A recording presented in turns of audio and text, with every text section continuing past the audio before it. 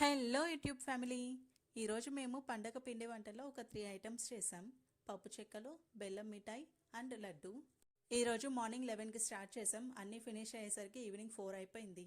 First ఏమో పప్పు చెక్కలు చేసాం. మా అత్త ఆయిల్లో వేస్తుంటే నేను తీసేస్తున్నాను, సో చకచక అయిపోయాయి. నెక్స్ట్ బెల్లం మిఠాయి స్టార్ట్ చేసాం. మీలో ఎంతమందికి ఈ స్వీట్ తెలుసో కామెంట్ చేయండి. నాకైతే మ్యారేజ్ అయ్యాకనే తెలిసింది ఇది. ఈ బెల్లం మిఠాయి ఆల్మోస్ట్ లడ్డు లాగానే ప్రాసెస్. ఫస్ట్ శనగపిండితో పూస పట్టాలి, లడ్డుకు పట్టినట్టే. కాకపోతే ఇవి కాస్త పెద్దవిగా పట్టాలి. అలాగే ఆ పూసలు కూడా గట్టిగా క్రిస్పీగా ఉండాలి, మెత్తగా ఉండకూడదు. తర్వాత బెల్లంతో ముదురు పాకం పట్టి ఈ పూసల్లో వేసి బాగా మిక్స్ చేయాలి. ఇక్కడ మేము ఫస్ట్ బెల్లం మొత్తం కరిగించి తర్వాత దాన్ని ఫిల్టర్ చేసి అప్పుడు పాకం పట్టించాము. చూసారు కదా, ఇలా ముదురు పాకం రావాలి.